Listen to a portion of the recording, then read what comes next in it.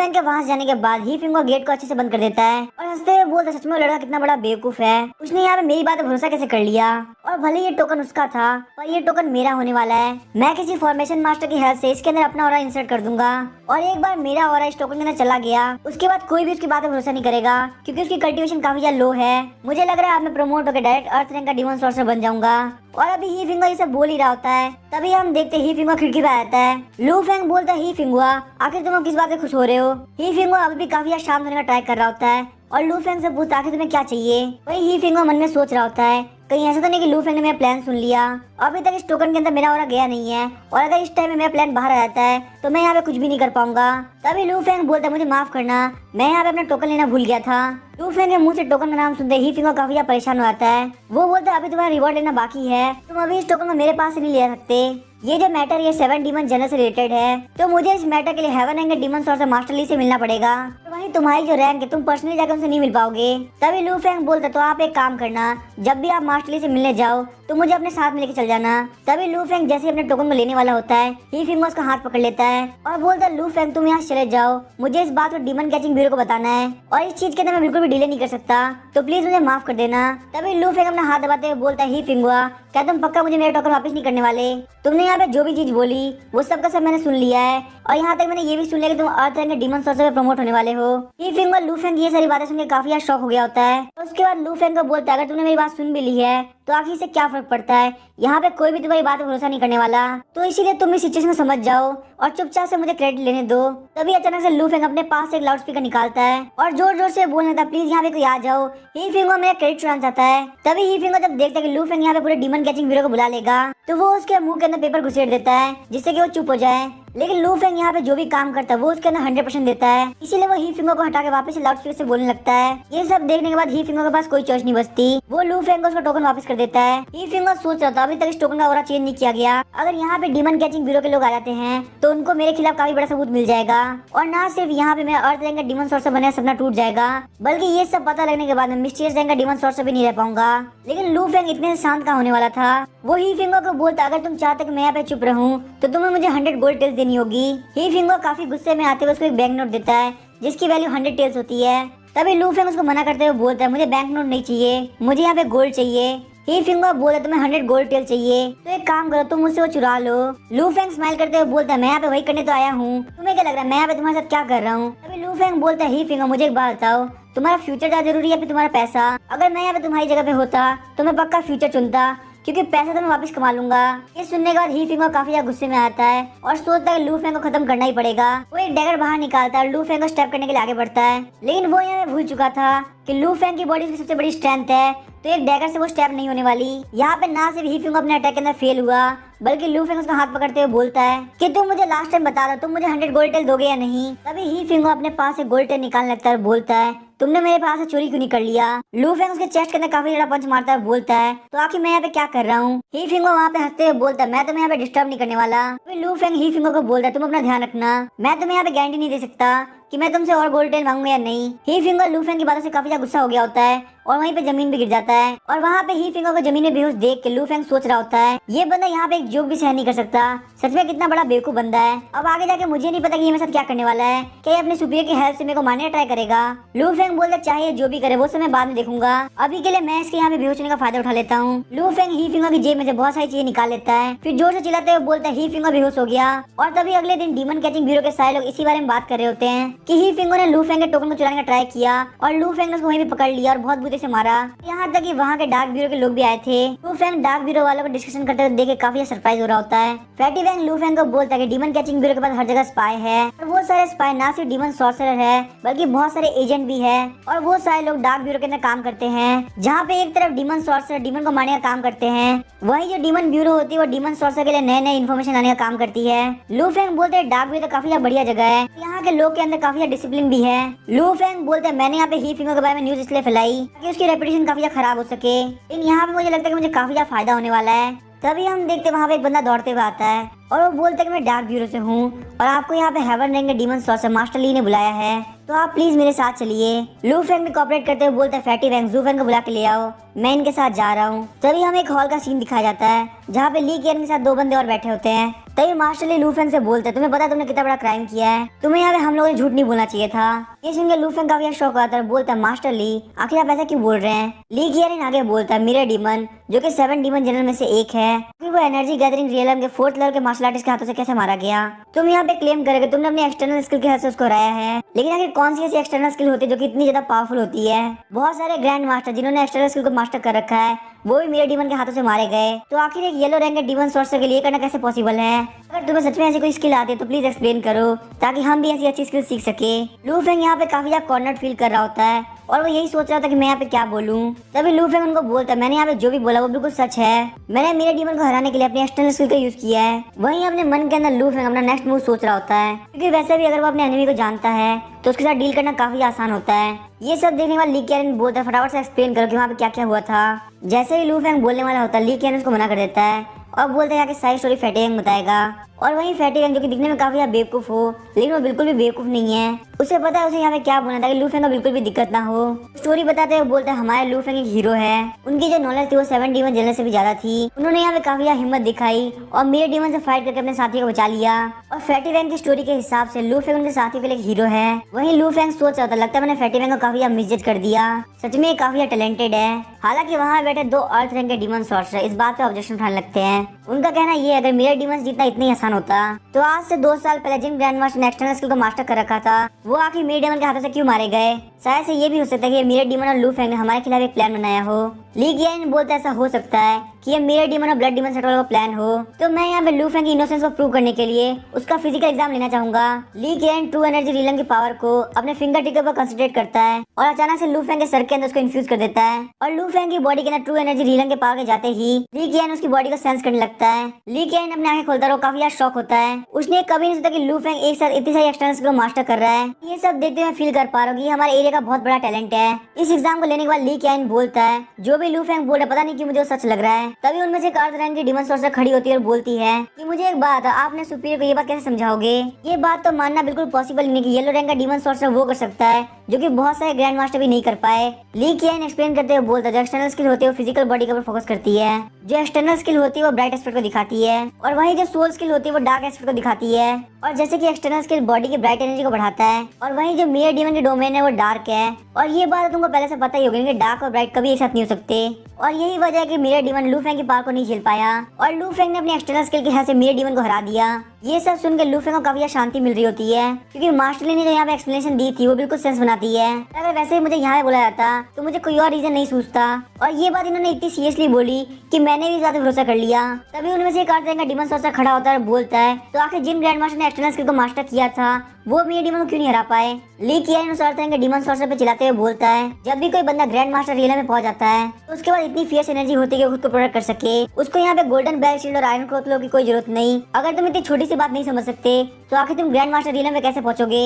वहीं अर्थ रैंक का demon sorcerer ली कियारिन से माफी मांगता है और उसकी इस प्रॉब्लम को क्लैरिफाई करने के लिए थैंक यू भी बोलता है। ये देख के लू फेंग काफी खुश होता है, मन में सोच रहा होता है मास्टर ली के पास ऐसे ऐसे लॉजिक है जो कि मैं कभी सोच भी नहीं सकता। लेकिन जैसे ही दोनों अर्थ रैंक के डीमन सॉर्सर कन्विंस हो जाते हैं उसी वक्त ली कियारिन बोलता है लेकिन ये बात मानना काफी मुश्किल होगा कि मिरर डीमन को लू फेंग ने मारा है। ये सुन के लू फेंग काफी शौक होता है, सोच रहा होता है क्या यहाँ पे मास्टर ली चीजों को ज्यादा सोच रहे हैं या फिर मेरा कोई माइंड गेम खेल रहे हैं। मास्टर ली अपने एनालिसिस को आगे बढ़ाते हुए बोलते हैं कि जहाँ तक मुझे पता है मिरर डीमन के बाद डार्क डोमेन को छोड़ के एक और बहुत ही पावरफुल स्किल है जिसका नाम है मिरर इमेज इन्वेजन। ये एक बंदे की स्पीड को पोजेस करते हुए मिरर स्लेव बना देता है और इस चीज से यहाँ पे सिर्फ एक ग्रैंड मास्टर बच सकता है क्योंकि उसकी सोल पावर काफी ज्यादा स्ट्रॉन्ग होती है। और यही वजह है कि आज से 2 साल पहले मिरर डीमन से फाइट करने के लिए 10 हाफ ग्रैंड मास्टर लेवल को भेजा गया था। लेकिन वही लू फेंग हमारे सामने खड़ा है जो कि बोल रहा है कि उसने यहाँ पे मिरर डीमन को हराया है, तो आखिर वो हमें ये कैसे प्रूव करेगा कि वो मिरर स्लेव नहीं है। ये सुनने के बाद वहाँ का एटमोस्फेयर काफी ज्यादा चेंज हो जाता है। दोनों अर्थ रैंक के डीमन सॉर्सर ली कियारिन के पीछे वेपन लेके खड़े हो जाते हैं। ये सब देखने के बाद लू फेंग काफी ज्यादा शौक होता है, सोच रहा होता है कि आखिर वो यहाँ पे खुद को प्रूव कैसे करे। लू फेंग खुद के बारे में सोच रहा होता है मैं स्टोरी बनाने में काफी ज्यादा बढ़िया हूँ, तो मैंने आखिर यहाँ पे कोई एक्सप्लेनेशन रेडी क्यों नहीं करी। और यहाँ पे उसके पास एक ही तरीका है बचने का जो कि है सिस्टम, लेकिन वो उसको बिल्कुल भी रिवील नहीं कर सकता। और वहीं इन ग्रैंड मास्टर लेवल के एक्सपर्ट से फाइट करना ये बिल्कुल एक सही तरीका नहीं होगा। लू फेंग सोच रहा होता है वो यहाँ पे उन लोगों को एक्सप्लेनेशन देगा, लेकिन अगर वो एक्सप्लेनेशन फेल हो गई तो अपने आप को इन लोगों से फाइट करने के लिए भी रेडी रखेगा। अभी लू फेंग ये सब सोच रहा था तभी उसको याद आता है कि ली कियारिन ने अभी सोल पावर के बारे में बात करी, तो क्यों ना मैं भी यहाँ पे खुद को प्रूव करने के लिए सोल पावर की वजह बता दूं। और तभी लू फेंग बोलता है मास्टर ली मुझे नहीं पता मिरर इमेज इन्वेजन क्या होता है, लेकिन हाँ मिरर डीमन ने मेरे ऊपर एक अजीब सा अटैक जरूर किया था जस्ट उसके मरने से पहले उसने वहाँ पे एक रेप्लिका बनाई जो कि सीधे मेरी बॉडी के अंदर एंटर कर गई और उस रेप्लिका ने मेरी सोल को खत्म करने का ट्राई किया ताकि वो मेरी बॉडी को ले सके। लेकिन सेल्फ डिफेंस के लिए मैंने अपनी सोल पावर के हेल्प से उसको मार दिया। वही जो फीमेल अर्थ रैंक की डीमन सॉर्सर होती है वो लू फेंग की बातों पर भरोसा नहीं कर रही होती, लू फेंग के ऊपर अटैक करने के लिए आगे बढ़ रही होती है। लेकिन तभी हम देखते हैं मास्टर ली उसको मना कर देते हैं। मास्टर ली बोलते वो यहाँ पे झूठ बोल रहे हैं सच, मैं इस बात का पता लगा लूंगा। मास्टर ली अपने सोल पावर को रिलीज करते हुए लू फेंग के ऊपर अटैक कर देते हैं और जैसे ही मास्टर ली की सोल पावर लू फेंग से टकराने वाली होती है लू फेंग ने सोल पावर को रिलीज कर दिया होता है। उन दोनों के सोल पावर रिलीज होने की वजह से पूरा हॉल सोल पावर से भर जाता है और क्योंकि फैटी रैंक और जूफेन काफी वीक होते हैं इसीलिए उनकी पावर रिलीज करने की वजह से वो लोग दूर जा गिरते हैं। ये सब देखने के बाद मास्टर ली को अपनी आंखों पर भरोसा नहीं हो रहा होता कि लू फेंग जो कि एनर्जी गैदरिंग लेने के 4th लेवल पे है उसके बाद इतनी सोल पावर कैसे हो चुकी जितनी मेरे पास है। आखिर ये बच्चा किस तरह का मॉन्स्टर है। मास्टर ली अपने एग्रेशन खत्म कर देते हुए बोलते हैं तुम्हारी सोल पावर किसी भी कंडीशन में मेरे से कम नहीं है और वहीं तुम्हारा ऑरा शांत और प्योर है जिसके अंदर बिल्कुल भी डिमोनिक एनर्जी नहीं है। यहाँ पे मैं इस बात पर भरोसा करता कि तुम बिल्कुल सच बोल रहे हो। दोनों अर्थ रैंक के डीमन सॉर्सर भी काफी खुश हो जाते हैं और सोच रहे होते हैं कि लू फेंग सच में यहाँ पे झूठ नहीं बोल रहा था और वो लोग बोलते हैं अब हम लोग बहुत इजीली कोर्ट के सामने सारी बात रख पाएंगे, तुम्हें तुम्हारा रिवॉर्ड भी बहुत इजीली मिल पाएगा।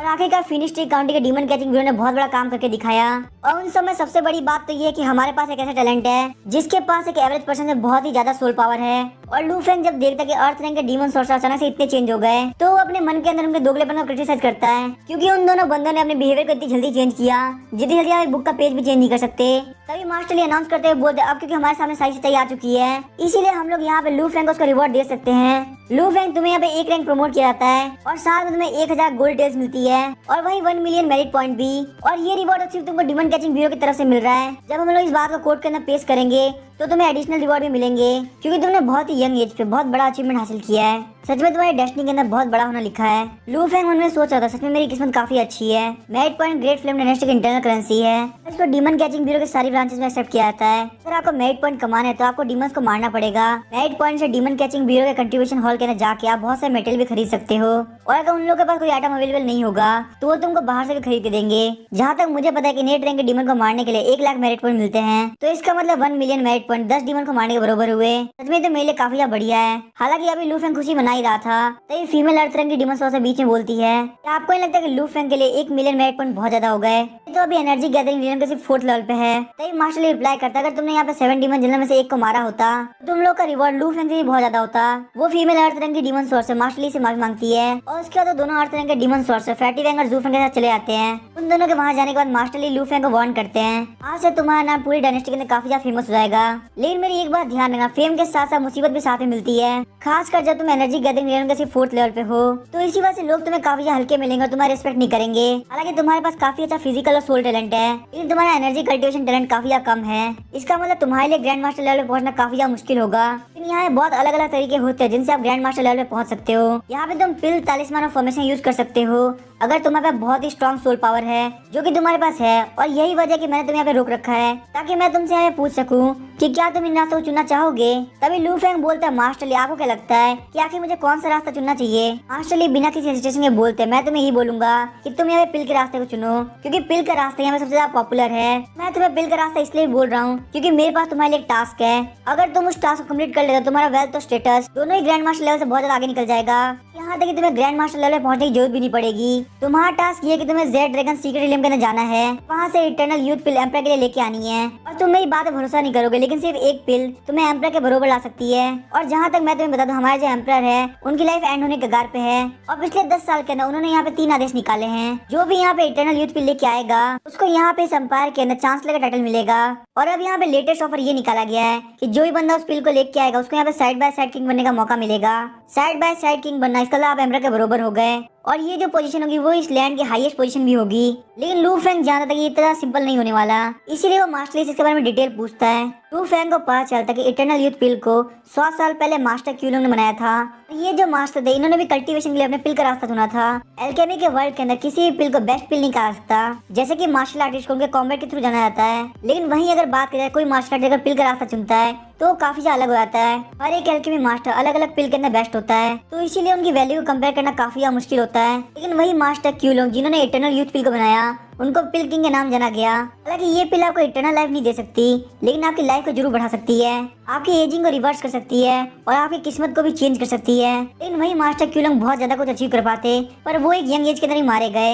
हालांकि उनके पास भी काफी सारे डिसाइपल थे, लेकिन उनमें से कोई भी डिवाइन एल्केमी को हासिल नहीं कर पाया और वो यहाँ पे बिल्कुल भी नहीं चाहते थे कि उनके मेथड हमेशा के लिए खत्म हो जाए। इसीलिए उन्होंने जेड ड्रैगन सीक्रेट रियलम बनाया। उन्होंने उस रियलम के अंदर अपनी लाइफ का जितना भी काम किया है उन सब के मेथड रखे हैं, चाहे वो पिल के रास्ते के थ्रू कल्टीवेट करना हो या फिर डिवाइन एल्केमी हो। तो इसका मतलब वहाँ पे इटर्नल यूथ पिल होने के चांसेस भी बहुत ज्यादा है। और ये जो सीक्रेट रियलम ये 5 साल में एक बार खुलता है। वहीं उस पिल तक पहुँचने के लिए बहुत सारे एरे फॉर्मेशन और चैलेंजेस से गुजरना पड़ता है। लेकिन उन सब में भी सबसे बड़ी बात तो ये है यंग एल्केमिस्ट जो कि ट्रू एनर्जी रियलम से नीचे होते हैं, फिर वही उनके सक्सेसर बन सकते हैं। तो वहीं जेड ड्रैगन सीक्रेट रियलम के खुलने में अभी 1 साल बाकी है। तो इसीलिए मेरा टास्क तुम्हारे लिए ये है कि तुम्हें सीक्रेट रियलम के अंदर एंटर करना होगा। हालांकि पिछले 100 साल से ये रियलम ऐसे ही खुल रहा है, लेकिन कोई भी इनके इनहेरिटेंस को नहीं ले पाया। और लू फेंग, तुम्हें देख के मुझे ऐसा लगता है कि तुम्हारे पास एक चांस है। और वहीं अगर बात की जाए एल्केमी की, तो वो तुम्हारे लिए ज्यादा मुश्किल नहीं होगी, क्योंकि एल्केमी पूरी तरह से सोल टैलेंट के ऊपर डिपेंड करती है। और अगर आपके पास सोल टैलेंट है तो आप बाकी सारी स्किल्स को बहुत जल्दी एक्वायर कर लोगे। तो लू फेंग, मैं तुम्हें एडवाइस देना चाहूंगा कि तुम कोई भी डिसीजन जल्दबाजी में मत लो, आराम से सोचो फिर मुझे जवाब दो। लू फेंग वहाँ पे सोचता है अगर वो इस चीज में सक्सेस पा लेता है तो क्योंकि मुझे रिकमेंड करने वाला लीग कैरियन होगा तो उसको भी काफी सारे रिवॉर्ड मिलेंगे। और मेरा यहाँ पे ये फायदा है, अगर मुझे सक्सेस मिलती है तो मैं लॉर्ड बन जाऊंगा, लेकिन अगर मुझे कोई सक्सेस नहीं मिलती तो ये मुझे पेनल्टी नहीं लगेगी। इसीलिए लू फेंग उस टास्क को एक्सेप्ट कर लेता है, क्योंकि लू फेंग का मानना था कि ये उसके लिए काफी अच्छा एडवेंचर होगा, क्योंकि उसके पास यहाँ पे सिस्टम है तो वो इस वर्ल्ड के अंदर बहुत जल्दी इमॉर्टल बन जाएगा। मास्टर ली बोलता ठीक है, तो मैं तुम्हारे प्रिपरेशन करता हूँ ताकि तुम यहाँ पे एल्केमी सीख सको, और साथ ही में एल्केमी के लिए तुम्हें फायर एट्रीब्यूट बॉडी को भी कल्टीवेट करना होगा। तभी लू फेंग मास्टर ली को मना कर देता है और बोलता है मास्टर ली, आपको यहाँ पे मेरे फायर एट्रीब्यूट बढ़ाने के लिए किसी भी तरह की बिल देने की जरूरत नहीं, मैं ऑलरेडी अपने फायर मास्टर टैलेंट के मैक्सिमम लेवल पे हूँ। ये बोलने के बाद लू फेंग अपनी वुड किंग स्वॉर्ड को बाहर निकालता है, अपने फायर मास्टर टैलेंट का यूज करते एक फायर डैगर बनाता है। ये सब देखने के बाद मास्टर ली कुछ भी नहीं बोलते और सिर्फ लू फेंग को एडमायर करते हैं, क्योंकि लू फेंग के पास यहाँ फिजिकल टैलेंट, सोल टैलेंट और फायर कंट्रोल टैलेंट है। लू फेंग, मुझे लगता है तुम्हारे पास कल्टीवेशन छोड़ के बाकी सब कुछ है। ये सुनने के बाद लू फेंग को काफी ऑकवर्ड फील होता है, वो बोलता है मास्टर ली, आपको ऐसा नहीं बोलना चाहिए, मेरी नजरों के अंदर आपकी जो कूल इमेज है वो खत्म हो जाएगी। और जाने से पहले लू फेंग कुछ सोचता है और मास्टर ली से बोलता है कि मुझे यहाँ पे डीमन कैचिंग प्रिजन के फर्स्ट लेवल से लोकस्ट ट्री फाइट चाहिए। हालांकि मास्टर ली को समझ में नहीं आता कि लू फेंग को लोकस्ट ट्री फाइट क्यों चाहिए, फिर भी वो लू फेंग को इस बात के लिए हाँ कर देते और ज्यादा क्वेश्चन नहीं पूछते। ऐसे लू फेंग उस जगह से चला जाता है, वहाँ कॉर्नर से एक शैडो बाहर निकलता है और आके मास्टर ली से बोलता है उस बच्चे ने मुझे नोटिस कर लिया। हालांकि उसने मुझे अपनी सोच से डिटेक्ट नहीं किया, पर उसका एक्सप्रेशन एकदम से चेंज हो गया जब मैं यहाँ पे शैडो बन के उसके ऊपर ध्यान रख रहा था। उसने भले मुझे एक बार मुड़ के नहीं देखा, लेकिन मुझे ये बात सेंस हो गई कि उसने मुझे देख लिया है। और मुझे यहाँ पे इस बात पर शक हो रहा है कि उसकी बॉडी के ऊपर किसी और सोल ने कंट्रोल कर लिया है, क्योंकि उसकी सोल पावर को देख के बिल्कुल भी फील नहीं होता कि वो टैलेंट है, बल्कि उसको देख के ये लगता है कि उसको एक स्ट्रॉन्ग मास्टर ने पोजेस कर रखा है। उसकी बॉडी के अंदर कोई भी डिमोनिक ऑरा नहीं है, इसका मतलब जिसने भी उसको पोजेस किया वो एक ह्यूमन ग्रैंड मास्टर है। हालांकि मास्टर ली को इन सब चीजों की टेंशन नहीं होती, वो बोलते अगर लू फेंग को ग्रैंड मास्टर ने पोजेस कर रखा है तो उसके सक्सेस होने के चांसेस और ज्यादा बढ़ जाते हैं। और मुझे यहाँ पे उससे ये उम्मीद नहीं थी कि उसके पास इतना स्ट्रॉन्ग फायर कंट्रोल टैलेंट होगा। उसके फायर कंट्रोल टैलेंट को देख के मेरा कॉन्फिडेंस के ऊपर काफी ज्यादा बढ़ चुका है। तो अब मुझे इस बात से कोई फर्क नहीं पड़ता, मुझे बस इटर्नल यूथ पिल चाहिए। तभी वो शैडो वाला बंदा बोलता, क्या तुम्हें लगता है कि ये चीज तुम्हारे लिए वर्थ होगी? तुम अगर ऐसा करते हो तो पूरा वर्ल्ड तुम्हारा दुश्मन बन जाएगा। ये तुम्हारे लिए काफी ज्यादा खराब हो सकता है, क्योंकि तुम्हारे सामने एक बहुत ब्राइट फ्यूचर है। ऐसा भी हो सकता है कि इस फ्यूचर के अंदर तुम ग्रैंड मास्टर लेवल को भी सरपास कर दो। लेकिन इससे पहले शैडो वाला बंदा आगे बोल पाता, मास्टर इसको चुप करा देते हैं और बोलते तुम्हें लगता तुम ज्यादा बोल रहे हो, तुम इसी तरह से बिहेव करोगे तो मैं तुम्हें मारने से पहले एक बार नहीं सोचूंगा। वो जो शैडो होता है वो आगे कुछ भी नहीं बोलता और हाथों हाथ वहाँ से गायब हो जाता है। तभी हमें लू फेंग को दिखाया जाता है जो कि वापस अपने घर पे आ गया होता है और लू फेंग सोच रहा होता है मैंने वहाँ पे हॉल के अंदर एक और बंदे को सेंस किया था, वो बंदा कम से कम एक ग्रैंड मास्टर लेवल का एक्सपर्ट होगा, पर मैंने वहाँ पे इसीलिए कुछ भी नहीं बोला क्योंकि मुझे लगा शायद से वो मास्टर ली का सीक्रेट गार्ड हो सकता है। और थोड़ी देर अपने दिमाग में जोड़ डालने के बाद लू फेंग सोचता है कि जो भी बात हमें मास्टर ली ने करी वो सब एक ही तरफ जा रही थी कि उसे वहाँ पे मास्टर ली का दिए गए टास्क को एक्सेप्ट करना चाहिए, लेकिन वो ऐसा क्यों करना चाहते थे वो मुझे अभी तक समझ में नहीं आ रहा। और साथ में मास्टर ली का इतना ज्यादा अच्छा होना ये भी मुझे काफी अजीब लगा। और जब लू फेंग को कुछ भी समझ में नहीं आ रहा होता तो वो बोलता ठीक है मैं इस बात को जाने देता हूँ, वैसे भी इसे क्या फर्क पड़ता है कि मास्टर ली का इंटेंशन क्या है। वैसे भी अभी जेड ड्रैगन सीक्रेट रियलम को खुलने में 1 साल बाकी है और यहाँ पे तो हम लोग एक दिन को प्रेडिक्ट नहीं कर सकते, तो 1 साल तो बहुत दूर की बात है। 1 साल बाद यहाँ पे जो भी टाइम आएगा मैं पक्का से इसको डील कर लूंगा। तभी एक तरह से लू फेंग के डोर पे कोई नॉक करता है, वहाँ पे एक बंदा अपने साथ एक बॉक्स लेके आया होता है। वो जो बॉक्स था वो लू फेंग का रिवॉर्ड था। वो बंदा बोलता है कि मिस्टीरियस रैंक डीमन सोर्सर की जगह ऑलरेडी भरी हुई है, इसीलिए अभी के लिए आप ही फिंगर के असिस्टेंट के तौर पे काम करेंगे, लेकिन आपकी salary mysterious rank demon sorcerer के बराबर ही होगी। और और लू फेंग इस बात से काफी रिलीव्ड होता है कि उसके यहाँ पे पैसे नहीं काटे गए। लू फेंग उसके बाद उस बंदे को बोलता है तुम जाके अपना काम कर सकते हो, अगर यहाँ पे तुम्हें मुझे कुछ और नहीं बोलना तो। और उसके जाने के बाद लू फेंग सोच रहा होता है अगर बात सी वैकेंसी की है तो वो तो मैं कभी भी खाली कर सकता हूँ, क्योंकि यहाँ पे ही फिंगर को मारने मुझे ज्यादा मुश्किल नहीं होगी। लेकिन क्योंकि मेरे पास बहुत ज्यादा गोल्ड आ चुका है तो ही फिंगर कुछ और दिन जी ले तो वही अच्छा रहेगा। उसके बाद वो अपने सारे गोल्ड को अदर डायमेंशनल स्पेस के अंदर रख देता है। लू फेंग सोचता है क्योंकि मेरे पास बहुत सारे पैसे आ चुके हैं तो मेरे को और चीजों के बारे में सोचने की जरूरत है। लू फेंग सोचता है क्यों ना मैं जाके कॉफ चाम को देख के आऊँ, वैसे भी उसको देखे हुए काफी टाइम हो गया और मुझे आखिर देखना भी तो है कि आखिर उसने अपने डांस के पोस्टर में कितनी अच्छी ट्रेनिंग करी है। और वहीं हमें कॉफ चामा को दिखाया जाता है जो कि लू फेंग के कई दिनों तक ना आने की वजह से काफी सैड होती है। जैसे ही लू फेंग उस सेल का डोर खोलता है कॉफ चामा फटाफट से लू फेंग गले लगाती है और वो कॉफ चामा लगातार लू फेंग को मास्टर बोल रही होती है। वो अपने शूज बाहर निकालती है और लू फेंग को बोलती है मेरे पैर के अंदर काफी सारी इंजरीज हो गई है, मैं यहाँ पे लगातार काफी दिन से डांस की प्रैक्टिस कर रही हूँ। लेकिन तभी लू फेंग उसका पैर पकड़ उसको हवा के अंदर उठा देता है और बोलते हैं झूठ बोलना बंद करो, तुम एक कॉप्स हो और तुम्हें बिल्कुल भी पेन फील नहीं होता, चलो फटाफट से मुझे दिखाओ तुम्हारी प्रैक्टिस का रिजल्ट क्या रहा। इसके बाद लू फेंग आईडीमन को बोलता है फटाफट से मेरे सामने एक स्टेज लेके आओ और जैसे ही म्यूजिक स्टार्ट होता है वो सर अपने आप एक स्टेज के अंदर चेंज हो जाता है। लेकिन लू फेंग को अभी कुछ कमी फील हो रही होती है तो वो कॉफ शामा को बोलता है फटाफट से अपने आउटफिट को चेंज कर लो और बिल्कुल वैसे ही डांस करना जैसे मैंने तुम्हें सिखाया था।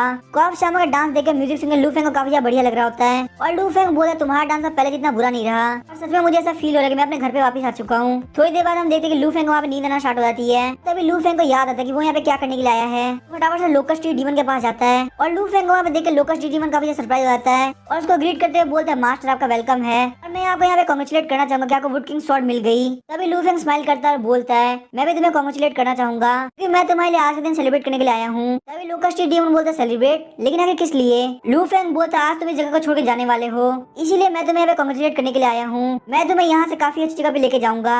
वहीं लोकस टी डीमन को ये एक अपॉर्चुनिटी लग रही होती है। लोकस टी डीमन लू फेंग को बोलता है क्या आप मुझे इस प्रिजन से निकालने वाले हैं? और वहीं बात करते वक्त लोकस टी डीमन ने अपने हाथ के पीछे एक बहुत ही नुकीली लकड़ी ले ली होती है, लेकिन इससे पहले वो लू फेंग के ऊपर अटैक कर पाता लू फेंग अपनी वुड किंग स्वॉर्ड से उसके ऊपर अटैक कर देता है। लोकस टी डीमन लू फेंग को बोलता है मैंने आपको वुड किंग स्वॉर्ड लेने में हेल्प करा था तो प्लीज आप मुझे मत मारिए, मैं आज के बाद कुछ भी नहीं करूंगा। लेकिन वहीं लू फेंग ने यहाँ पे लोकस टी डीमन के इंटेंशन देख लिए थे। जहाँ वो लोकस टी डीमन को इतनी अच्छी खबर सुनाने के लिए आया था वहीं लोकस टी डीमन उसके ऊपर अटैक करके उसको मारना चाहता है। अगर मेरे पास मेरा यूनिक टैलेंट नहीं होता तो शायद से मैं इसके ट्रैप के अंदर फंस भी गया होता। तभी वुड किंग स्वॉर्ड के अंदर से ग्रीन कलर की एनर्जी निकलने लगती है क्योंकि लोकस टी डीमन की सारी सोल फोर्स को अपने अंदर एब्जॉर्ब कर लेती है और हम देखते हैं थोड़ी देर के अंदर लोकस टी डीमन के बॉडी का सारा soul force wood king sword ने एब्जॉर्ब कर लिया होता है और लोकस टी डीमन लाइफलेस होकर जमीन के ऊपर गिर जाता है। तभी लू फेंग के पास सिस्टम की नोटिफिकेशन आती है और लू फेंग को बताया जाता है कि would king sword lower level की मिस्टीरियस टैंक से अपग्रेड होके मिडिल लेवल की मिस्टीरियस टैंक में आ चुकी है। और लोकस टी डीमन की लाश को देख के लू फेंग सोच रहा होता है मुझे नहीं लगता कि लोकस टी डीमन हमें बेच जाने वाला है, मैं उसकी लकड़ी को तालिस्मान के प्रोडक्शन के अंदर यूज कर सकता हूँ, इस वजह से मेरे पास काफी सारे तालिस्मान भी हो जाएंगे। इसी वजह से लू फेंग लोकस टी डीमन की बॉडी को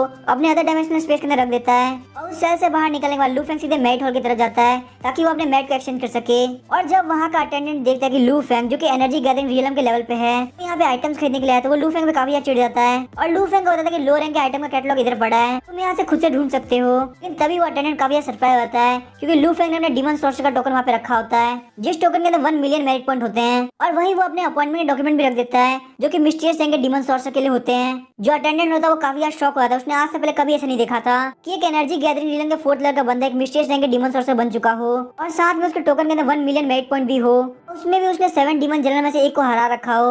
और वहाँ पे बहुत सारे वेरिफिकेशन करने के बाद वो लू फेंग की रियलिटी को मान लेता है। उसके बाद बहुत ही इज्जत से लू फेंग को कैटलॉग देता है और लू फेंग जब उस कैटलॉग को चेक कर रहा था तो उसे बहुत सारे ट्रेजर एरे मिलते हैं, बहुत सारे एलेक्सिर मिलते हैं जिसको देख के वो काफी शॉक हो गया होता है। और वैसे भी ये रिएक्शन बिल्कुल कॉमन था उस बंदे के लिए जो कि पहली बार मैट को एक्सचेंज कर रहा है। उसके बाद लू फेंग उस अटेंडेंट को बोलता है मुझे इसके अंदर का हर एक आइटम चाहिए। तभी वो अटेंडेंट बोलता है कि आपके पास इतने ज्यादा मेरिट पॉइंट भी नहीं है कि आप इसके हर एक आइटम को अफोर्ड कर सके क्योंकि इस कैटलॉग के अंदर हाई रैंक के एलेक्सिर है कि बहुत ज्यादा वैल्यूबल होते हैं और ज्यादातर ग्रेट फ्लेम डायनेस्टी के अंदर रखे हुए हैं। यहाँ पे हमारी मेन डीमन कैचिंग ब्यूरो की हेडक्वार्टर है। जैसे कि मैं आपको एग्जांपल के तौर बताता हूँ, एक हेवनली फ्रेग्रेंस लाइफ एक्सटेंडिंग पिल की कॉस्ट होती है 1 लाख मेरिट पॉइंट और क्योंकि इस हेडक्वार्टर के अंदर बहुत सारे आइटम अवेलेबल नहीं थे लू फेंग के पास इतने पैसे भी नहीं थे कि वो उसको अफोर्ड कर सके। इस बात से लू फेंग का मूड काफी खराब हो जाता है। लू फेंग उसको पंच मारते हुए बोलता कि तुम मुझे इतने महंगे महंगे आइटम क्यों दिखा रहे हो और खासकर वो आइटम जो कि ग्रेट फ्लेम डायनेस्टी के डीमन कैचिंग ब्यूरो के हेडक्वार्टर के अंदर पड़े हैं, मुझे वो आइटम बता जो कि फीनिक्स ट्री काउंटी के ब्रांच के अंदर पड़े हैं। लू फेंग सोच रहा था, मैंने लगता है कुछ ज्यादा ही सोच लिया, लगता है 1 मिलियन मेरिट पॉइंट पूरे हॉल खाली करने के लिए काफी नहीं होते। उसके बाद अटेंडेंट लू फेंग को कैटलॉग प्रोवाइड करता है कि वो सारे एलेक्सिर का होता है जो कि फीनिक्स ट्री काउंटी के के ब्रांच के अंदर अवेलेबल है। लू फेंग उनमें से मिडिल रैंक के एलेक्सी के कैटलॉग को उठाता है और उन सबका प्राइस उसे काफी ज्यादा ठीक लग रहा होता है। उसके बाद वो उस कैटलॉग को सीधे अटेंडेंट की टेबल फेंकता है। वो बोलता है इस कैटलॉग के जितने भी आइटम है वो सब मुझे अभी के अभी चाहिए, क्योंकि अब मुझे पक्का भरोसा है कि मैं इन सबको अफोर्ड कर सकता हूँ। तभी वो जो अटेंडेंट होता है वो लू फेंग को फटाफट सारे आइटम निकाल निकाल के देने लगता है। और शॉपिंग लिस्ट को तैयार करने के बाद वो अटेंडेंट सोच रहा होता है क्या ये लू फेंग बिल्कुल बेवकूफ है। ये लोग यहाँ पे एलेक्सिर पर पीस या पर बोतल के हिसाब से खरीदते हैं, लेकिन ये यहाँ पे एलेक्सिर बुक के हिसाब से खरीद रहा है। क्या यहाँ पे इसके दिमाग से कुछ हो रखा है। लू फेंग यहाँ पे बिल्कुल भी नहीं सोचता कि लोग उसके बारे में क्या सोचेंगे। फटाफट से उस डॉक्यूमेंट के ऊपर साइन कर देता है और इस बार वो एलेक्सिर के साथ साथ बहुत सारे स्पीड वेपन और टेक्निक्स भी लेता है। सबसे पहला होता है कॉस्मिक बैलेंस रिंग, जो कि आइटम को स्टोर करने का काम आता है। लू फेंग बोलता है ये मेरे लिए बिल्कुल परफेक्ट रहेगी, क्योंकि मैं हर जगह अदर डायमेंशनल स्पेस को नहीं खोल सकता। लू फेंग बोलता है मैं इस रिंग की हेल्प से अपने अदर डायमेंशनल स्पेस के अंदर बहुत सारी चीजें रख पाऊंगा और इस रिंग की हेल्प से ज्यादा सामान अपने अदर डायमेंशनल स्पेस के अंदर लेना इजी पड़ेगा। लू फेंग वहाँ पे स्विफ्ट विंड शूज भी लेता है, जो कि लोअर लेवल का मिस्टीरियस रैंक का स्पीड वेपन है, क्योंकि स्पीड वेपन का एट्रीब्यूट विंड है और इस शूज की हेल्प से लू फेंग बहुत इजीली कहीं भी जा सकता है। उसे जो हर जगह स्पीड के चक्कर में दिक्कत होती थी वो भी अब नहीं रहेगी। वहीं पे लू फेंग एक प्योर ब्राइट लिमिटलेस स्किल लेता है, क्योंकि प्योर ब्राइट टेक्निक का एडवांस वर्जन है, ताकि इसको प्रैक्टिस करना काफी ज्यादा मुश्किल होगा। जो यहाँ पे pure bright true energy absorb करोगे, इसका सिर्फ 1/10 पार्ट ही pure bright limitless true energy बनेगा। और यहाँ पे कम से कम लू फेंग को 100 point pure bright limitless true energy चाहिए होगी, ताकि वो अपने नेक्स्ट लेवल के अंदर पहुंच सके। और वहीं लू फेंग, जो कि खुद को एक जीनियस मानता है, उसके लिए प्योर ब्राइट टेक्निक एक बेसिक स्किल थी और सिर्फ प्योर ब्राइट लिमिटलेस स्किल, जो कि एक हाई लेवल की स्किल है, ऐसी स्किल को सीखना डिजर्व करता है। और उस मेरिट हॉल से निकलने के बाद लू फेंग फैटी वेंग और जू फेंग को देखता है, क्योंकि उस मेरिट हॉल के बाद उसका काफी देर से वेट कर रहे थे। यहाँ पे लू फेंग को एक सेलिब्रेशन के लिए इनवाइट करने के लिए आए थे, कि हेवनली फ्रेग्रेंस पवेलियन की तरफ से रखा गया था और वो जगह उसकी म्यूजिक और एंटरटेनमेंट के लिए काफी ज्यादा जानी जाती है। जब वो लोग उस पवेलियन के पास पहुंचते हैं तो वहाँ पे ऑलरेडी बहुत ज्यादा भीड़ होती है। वहाँ पे स्टेज के ऊपर म्यूजिक के साथ लड़के डांस कर रही होती है और वहीं पे जितने बंदे होते हैं वो सब उनको घूर रहे होते हैं। लू फेंग को वहाँ के लड़के का ड्रेसिंग स्टाइल काफी ज्यादा बढ़िया लगता है, इसीलिए वो सोचता है कि कॉप को बोलेगा कि वो बिल्कुल ऐसा ड्रेसअप करे। लेकिन तभी वहाँ पे एक यंग सर्वेंट उनका रास्ता रोक देता है और उनके सामने एक कार्ड का बॉक्स रख देता है और बोलता है प्लीज एक कार्ड को फ्लिप करिए। वहाँ पे उस बॉक्स के अंदर 3 लाइनें थी। उससे पहली लाइन अपर क्लास वालों के लिए थी, वही जो मीडियम लाइन थी वो मिडिल वाले लोगों को रिप्रेजेंट करती थी और वही जो सबसे नीचे वाली लाइन थी वो लोअर क्लास को रिप्रेजेंट करती थी। ये तीनों line heavenly fragrance pavilion ladies को रिप्रेजेंट करती है और टॉप से बॉटम पहुंचने में इनकी क्वालिटी और प्राइस दोनों डिक्रीज हो जाते हैं। अगर आपको यहाँ पे एक फैंसी लेडी चाहिए तो आपको एक कार्ड फ्लिप करना होगा। सुनने के बाद लू फेंग बोला तुम्हें पता है यहाँ पे लोगों को कैसे खुश करना है। लू फेंग वहाँ पे बिना किसी हेजिटेशन के टॉप लाइन के 2 कार्ड को फ्लिप कर देता है। ये जो दोनों लड़कियां थी वो दोनों टॉप रैंक के ना सबसे ज्यादा रेयर थी। खुद के लिए चूज करने के बाद लू फेंग वहाँ पे फैटी वेंग और जू फेंग को भी नहीं भूलता। फैटी वेंग और जू फेंग को बोला तुम दोनों भी अपने लिए चूज कर सकते हो। वहीं फैटी वेंग और जू फेंग काफी ज्यादा शर्मा रहे होते हैं। जैसे उस बैंक्वेट हॉल के अंदर सेलिब्रेशन चालू होता है, ना सिर्फ उन सारे लोगों के पास बहुत सारी लड़कियां थी, बल्कि वहाँ की डांसर्स वहाँ के एटमोस्फेयर को काफी ज्यादा बढ़िया बना रही थी। वेंग और जू फेंग को काफी ज्यादा मजा आ रहा होता है, लोग काफी ज्यादा एंजॉय करते हुए आराम से ड्रिंक कर रहे होते हैं। तभी हमें एक डार्क डंजन का सीन दिखाया जाता है, जहाँ पे एक बंदा जिसने ब्लैक कलर का चोगा पहना होता है वो एक रेड कलर का कपड़ा पहने हुए लेडी के साथ कुछ डिस्कस कर रहा होता है। उस बंदे ने एक रेड कलर का मास्क पहना होता है और बोलता है तो आखिरकार तुम यहाँ पे आ ही गई। तुम्हें पता है मिरर गॉड मारा जा चुका है और वहीं ब्लड गॉड वहाँ से मिसिंग है। एक जो लेडी होती है जिसने रेड कलर के कपड़े पहने होते हैं वो काफी ज्यादा शॉक हो जाती है और बोलती है ब्लड गॉड मिसिंग है, लेकिन आखिर ये पॉसिबल कैसे हो सकता है। वैसे ब्लड गॉड तो एक दूसरे को सेंस कर सकते हैं, क्या तुमने सेंस करने का ट्राई किया। वो बंदा बोलता है नहीं मैं उनको सेंस नहीं कर पा रहा, तो किसी ने स्पेशल मेथड का यूज करते हुए ब्लड गॉड का कनेक्शन हमसे तोड़ दिया है। तो इसीलिए मैं चाहता कि तुम यहाँ पे इस चीज को इन्वेस्टिगेट करो कि हमारे फॉलोअर्स के अकॉर्डिंग जिस बंदे ने यहाँ पे मेरे डीमन को मारा उसका नाम है लू फेंग। ये एक डीमन सोर्स है जो कि फिनिश ट्री काउंटी के डीमन कैचिंग ब्यूरो से आता है, जो कि अपनी एनर्जी गैदरिंग रीजन के सिर्फ 4th लेवल पे है। ये बात सुनकर वो लेडी काफी शॉक आती है और बोलते क्या एनर्जी गैदरिंग रीजन के सिर्फ 4th लेवल पे, ये तो काफी इंटरेस्टिंग है। वैसे मेरे डीमन ने मरने से पहले उसके बाद एक मार्क छोड़ रखा है और वो मार्क बता रहा है कि लू फेंग अभी फिनिश ट्री काउंटी के हेवनली फ्रेग्रेंस पवेलियन के अंदर है। हेवनली फ्रेग्रेंस पवेलियन के अंदर मेरी एक स्प्लिट प्रेजेंस भी है। मुझे लगता है मैं इस चीज को बहुत इजीली हैंडल कर सकती हूँ और ये एक बहुत अच्छी अपॉर्चुनिटी है कि मैं उस बंदे को खुद से थैंक यू बोल सकूं कि उसने मेरे डीमन को मारा, जो कि मेरे काफी बड़ा सरदर्द था। तभी हमें हेवनली फ्रेग्रेंस पवेलियन के प्राइवेट रूम का सीन दिखाया जाता है। लू फेंग जैसे उस लड़की के पास जाने वाला था जिसको उसने चूज किया था, लेकिन तभी बाहर से काफी शोर आने लगता है। सब लोग यही बोल रहे थे यहाँ पे रेड कार आ चुकी है, जो कि इस पवेलियन की सबसे ज्यादा टॉप रैंक की लेडी है। और जब लू फेंग सुनता है यहाँ पे टॉप रैंक की लेडी आ चुकी है तो लू फेंग का इंटरेस्ट उस लड़की में चला जाता है जिसको उसने चूज किया था और वो लड़की से काफी ज्यादा दुखी होती है और बोलती है कि सर आपने तो कहा था कि आज मैं बहुत बड़े खतरे में हूँ, मेरे सारे खतरे को आप किस्मत के अंदर चेंज कर देंगे, आखिर आप अभी मुझे छोड़ के क्यों जा रहे हैं। फेंग फटाफट से हॉल की तरफ चला जाता है क्योंकि उसे टॉप रैंक की लेडी अपने लिए चाहिए थी। जैसे ही वहाँ का रूम ओपन होता है रेड कार्प लेडी वहाँ पे आती है जिसने रेड कलर की ड्रेस ही पहन रखी होती है। उसको देख के सारे गेस्ट का दिल जोर जोर से धड़कने लगता है, ऐसा लग रहा होता है सीधे हेवन से कोई परी उतर रही हो। वो वहाँ से 2nd फ्लोर से डायरेक्टली स्टेज के ऊपर आ जाती है, म्यूजिक के साथ डांस करना स्टार्ट कर देती है। उसके डांस को देख के लोग वहाँ पे काफी ज्यादा खुश हो रहे होते हैं। सबको वहाँ पे लग रहा होता है कि आसमान से फ्लोर के पेटल गिर रहे हैं और पूरी जगह फ्लावर्स की खुशबू से भर चुकी है। और वहीं लू फेंग इस फ्लावर पेटल को पकड़ने का ट्राई करता है, लेकिन उसके हाथ में वहाँ पे कुछ भी नहीं आता। इससे लू फेंग को पता चलता है कि रेड कार्प वहाँ पे एक इल्यूजन का यूज कर रही है। इस तरह का इल्यूजन वो बंदा बहुत इजीली तोड़ सकता है जिसके अंदर विल पावर बहुत ज्यादा हो। लेकिन वही फैटी वैंग और जू फेंग उस इल्यूजन के अंदर पूरी से पड़ चुके थे। लू फेंग जब देखते कि वो लोग इतने से इल्यूजन को भी रेजिस्ट नहीं कर सकते तो इससे वो काफी ज्यादा फ्रस्ट्रेट हो जाता है। लू फेंग फैटी वैंग को पंच मारता है, उसको इल्यूजन से बाहर निकाल देता है। लू फेंग बोला तुम कितने बड़े बेवकूफ, तुम इतनी सी ट्रिक के अंदर फंस गए।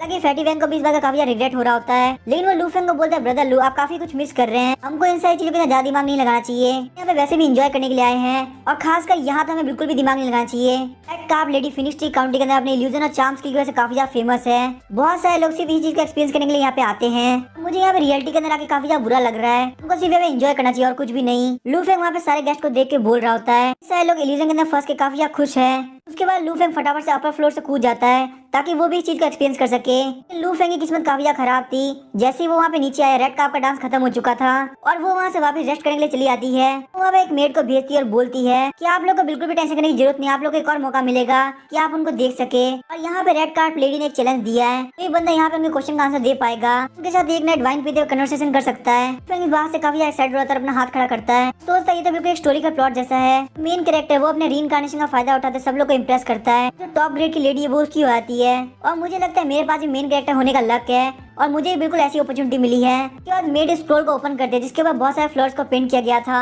लू फेंग ने पहले सोचा कि ये क्वेश्चन फ्लोर्स के बारे में होगा, लगता है ये मेरे लिए काफी ज्यादा इजी होने वाला है। और अब मुझे मेरे दिमाग के अंदर काफी सारे पोएम्स आ रहे हैं जो कि मैं अभी यहाँ पे गा सकता हूँ। लेकिन असलियत में ये जो चैलेंज था वो इल्यूजन को जानने का था। उस मेड को स्क्रोल के खोलने के साथ साथ वो सारे फ्लोर्स बाहर की तरफ आने लगते हैं और वहाँ के पूरे स्टेज को कवर कर लेते हैं। ये जो स्क्रोल ये 100 फ्लावर इल्यूजन है जो कि रेड कार्प लेडी ने पेंट किया है। इनमें से 3 रियल फ्लावर्स और बाकी सब इल्यूजन। आप लोग के लिए चैलेंज ये है कि आप लोग को रियल फ्लावर्स को ढूंढना है और यहाँ पे एक बंदा सिर्फ एक ही फ्लावर को चूज कर सकता है। जो भी पहले 3 बंदे फ्लावर्स को ढूंढेंगे उनको यहाँ पे रेड कार्प लेडी से मिलने का मौका मिलेगा। तो आप लोग अभी यहाँ पे स्टार्ट कर सकते हैं। इसी अनाउंसमेंट होती है। लू फेंग सोचता है वो यहाँ पे फैटी वैंग और जू फेंग के साथ टीम अप करेगा, लेकिन तभी वो देखते हैं कि वो लोग तो पहले ढूंढना चालू कर चुके हैं। उनमें से बहुत सारे गेस्ट फ्लावर्स को उठाते हुए मेड के पास वेरिफिकेशन के लिए लाते हैं, लेकिन वो लोग वहाँ पे बार बार डिसअपॉइंट हो रहे होते हैं क्योंकि वो सच में इल्यूजन होता है। ये सब देखने के बाद लू फेंग डिसाइड करता है कि वो अपने ग्रैंड मास्टर लेवल के सोल पावर का यूज करेगा ताकि वो उस पूरे एरिया को स्कैन कर सके। थोड़े टाइम के अंदर ही वो बहुत इजीली रियल फ्लावर्स को ढूंढ लेता है और उन फ्लावर्स को तोड़ के फटाफट से मेड के पास वेरिफिकेशन के लिए लाता है। और जब मेड फ्लावर को वेरीफाई कर लेती है तो अनाउंस करती है हम लोग को यहाँ पे इस बंदे को कांग्रेचुलेट करना चाहिए क्योंकि ये पहला बंदा जिसने रियल फ्लावर को ढूंढा है। और इतना अनएक्सपेक्टेड रिजल्ट देख के वहाँ के सारे लोग बिल्कुल चुप हो जाते हैं। उन सभी को यहाँ पे लग रहा होता है कि हेवनली फ्रेग्रेंस पवेलियन वालों ने चीटिंग करी है। तो यहाँ पे बिल्कुल भी भरोसा नहीं होता कि एनर्जी गैदरिंग लेवल के 4th लेवल वाला बंदा इतनी इजीली फ्लावर्स को ढूंढ सकता है। तो वैसे भी यहाँ पे ट्रू एनर्जी रीलन के भी बंदे हैं जो कि इसको नहीं ढूंढ पा रहे हैं, तो आखिर इसके लिए कैसे पॉसिबल है। और वही जो मेड होती है वो बोलते हैं इन सबकी फालतू बातों को मत सुनिए, आप यहाँ से डायरेक्टली जाकर उनसे मिल सकते हैं। फैटी वैंग भी लू फेंग को फॉलो करना चाहता था लेकिन लू फेंग इस बात के लिए मना कर देता है। लू फेंग बोले तुम्हें यहाँ पे जू फेंग के साथ रहना चाहिए। जो फ्रंट कोर्टयार्ड था वो बैक कोर्टयार्ड से बिल्कुल अलग था। लू फेंग को एक मेड गाइड करते हुए रूम नंबर 1 तक लेके आ गई होती है। बहुत ही जल्दी जिन गेस्ट ने रियल फ्लावर को ढूंढे थे वो लोग रूम 2 और रूम 3 में पहुंच जाते हैं। यहाँ पे ऐसा लग रहा था कि रेड कार्प लेडी ने यहाँ पे 3 चैलेंज को सेटअप किया है। इस रूम में एंटर करने के बाद 2 और स्टेज है जो उनको पास करना है। जो उनका रूम नंबर है वो उनके चैलेंज के ऑर्डर को इंडिकेट करता है। सबसे पहले चैलेंज स्टार्ट होगा रूम नंबर 1 का और सबसे एंड में होगा रूम नंबर 3 का। जो भी बंदा यहाँ पे सारे स्टेज को पार करेगा वो हमारा स्पेशल गेस्ट कहलाएगा। और जैसे ही लू फेंग अपने रूम के अंदर एंटर करने वाला होता है रूम नंबर 2 का बंदा अपनी स्वॉर्ड को लू फेंग के गले पर रख देता है। फिर उसके हिसाब से लू फेंग एनर्जी गैदरिंग रीजन के 4th लेवल पे है और उसको यहाँ पे सबसे पहले फ्लोर मिल लगता है उसका लक था। इसीलिए वो लू फेंग को बोलता है अगर तुम मना नहीं चाहते तो फटाफट से अपना रूम मुझे दे दो। लू फेंग को इससे कोई फर्क नहीं पड़ता और वो बोलता है अगर तुम्हारे अंदर हिम्मत है तो मेरे ऊपर अटैक कर सकते हो। इस बात से वो बंदा काफी ज्यादा गुस्सा होता है और अपनी स्वॉर्ड को लू फेंग के ऊपर चला देता है और उसकी स्वॉर्ड लू फेंग के गोल्डन बैरल शीट तक ही पहुंच पाती है। लू फेंग को वहाँ पे बिल्कुल भी हार्म नहीं होता और जब वो बंदा रियलाइज करता है कि वो लू फेंग को नहीं हरा सकता तो वो बंदा वहाँ जाने लगता है। लेकिन तभी लू फेंग उसको बोलता है कि तुम वहाँ पे रुक जाओ, अगर मेरे पास यहाँ पे गोल्डन बैरल शीट नहीं होती तो तुम्हारी शॉट ने मुझे मार दिया था। तभी वो बंदा बोलता है कि तुम इतना सीरियसली क्यों ले रहे हो, वैसे भी ये वर्ल्ड मार्शल आर्टिस्ट का है, यहाँ पे सिर्फ स्ट्रॉन्ग जिंदा रहता है और वीक मर जाता है। लू फेंग को इस बात से काफी ज्यादा गुस्सा आ गया होता है कि ये बंदा सिर्फ एक टेस्ट के लिए एक अनजान बंदे को मारने के लिए तैयार है। लू फेंग उस बंदे को पंच मारते हुए बोलता है तुम यहाँ पे सबसे ज्यादा वीक हो, तुम्हें यहाँ पे मरना चाहिए। हालांकि उस पंच को वो बंदा बहुत ही मुश्किल से डॉज कर पाता है। वो बंदा अपनी स्वॉर्ड को वापस निकाल लेता है लेकिन लू फेंग उसको सिर्फ एक ही पंच के अंदर तोड़ देता है। ये देख के उस बंदे को बिल्कुल भरोसा नहीं हो रहा होता। उसके बाद वो बंदा अपने हाथ के ऊपर एनर्जी गैदर करता है, लू फेंग के फेस के ऊपर पाम अटैक करता है। लेकिन इससे पहले उसकी स्टाइल लू फेंग के फेस तक पहुंचती लू फेंग उसका हाथ पकड़ लेता है, उसके हाथ को बहुत इजीली ट्विस्ट करके तोड़ देता है। उसके बाद वो उस बंदे का गला पकड़ लेता है और जोर से दबाने लगता है। लू फेंग के गला पकड़ते उस बंदे को रियलाइज हो जाता है कि आखिर यहाँ की सिचुएशन कैसे चल रही है। वो वहाँ पे लू फेंग से दया की भीख मांगने लगता है। लू फेंग तभी हंसते हुए बोलता है जब तुम दूसरे को मारने वाले थे तब तो तुम खुद को काफी सही समझ रहे थे, और जबकि तुम मरने वाले हो तो आखिर तुम भीख क्यों मांग रहे हो? तुमने ही तो मुझे बोला था ना कि यहाँ पे वीक मरता है और स्ट्रॉन्ग जिंदा रहता है। तुम्हारी किस्मत यहाँ पे काफी ज्यादा खराब है कि तुम यहाँ पे नहीं समझ पाए कि आखिर असलियत में यहाँ पे वीक कौन है। अगर तुम यहाँ पे मेरे हाथ में आ गए इसका मतलब तुम मरने वाले हो,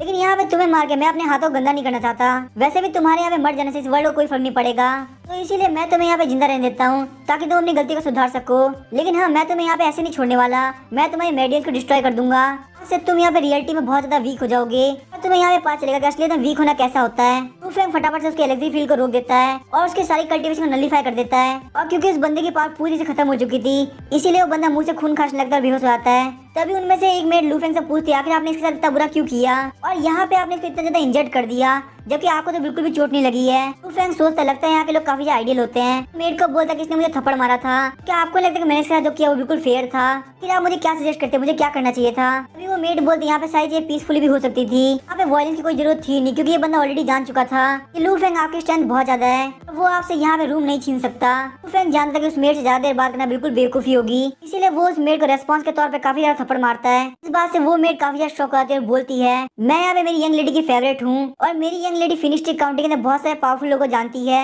लू फेंग स्माइल करते हुए बोलता है तुम्हें यहाँ पे पीस को प्रमोट करना चाहिए। इस बात से वो लड़की और ज्यादा गुस्सा होती है और बोलती है मैं यहाँ पे मिस्टर को सब कुछ आगे बता दूंगी। लेकिन इससे पहले वो कुछ आगे बोल पाती, लू फेंग उसका गला पकड़ लेता है, शांति से बोलता है क्या तुम्हें मेरे बारे में कोई गलत फहमी है? क्योंकि मैंने तुमसे काफी ज्यादा शांति से बात करी, इसीलिए क्या तुम्हें लगता है कि मुझसे बात करना इतना ईजी है? तुमने तो अभी थोड़ी देर पहले बोला था कि हमें पीस को प्रमोट करना चाहिए, जब यहाँ पे विक्टिम तुम मरे तो इतना गुस्सा क्यों हो गई? लेकिन तुम्हें यहाँ पे ज्यादा डरने की जरूरत नहीं है, मैं तुम्हें मारूंगा नहीं। लेकिन ये बंदा और तुम दोनों ही एक जैसे इंसान हो, तुम जैसे बीमारी लोगों को ठीक करना काफी ज्यादा जरूरी है, लेकिन तुम्हारी किस्मत काफी ज्यादा अच्छी है क्योंकि मैं बीमारी को ठीक करने में काफी अच्छा हूँ और वहीं मैं आज काफी अच्छे मूड में भी हूँ, तो इसीलिए मैं तुम्हारे ट्रीटमेंट के लिए कोई चार्ज भी नहीं लूंगा। ये बोलने के बाद लू फेंग अपने इल्यूजन विजन को यूज करता है और उस इल्यूजन के अंदर वो उसको बहुत तरीके से बुली कर रहा होता है, और जैसे ही वो इल्यूजन के अंदर रजिस्टर करने का ट्राई कर रही होती है कोई ना कोई उसके पार हो देता है और बोलता है कि तुम्हें हमेशा पीस को प्रमोट करना चाहिए। लू फेंग बोलता है बुली करने की ये साइकिल तब तक चलती रहेगी जब तक ये लड़की अपना माइंडसेट चेंज नहीं करेगी। जैसे इसका माइंडसेट चेंज होगा ये इल्यूजन अपने आप खत्म हो जाएगा। ये करने के बाद लू फेंग रूम की तरफ जाने लगता है। थोड़ी देर बाद हम देखते हैं वहाँ के टॉप रैंक की लेडी रेड का वहाँ पे आती है और उस मेड के सर के ऊपर उंगली रखते हुए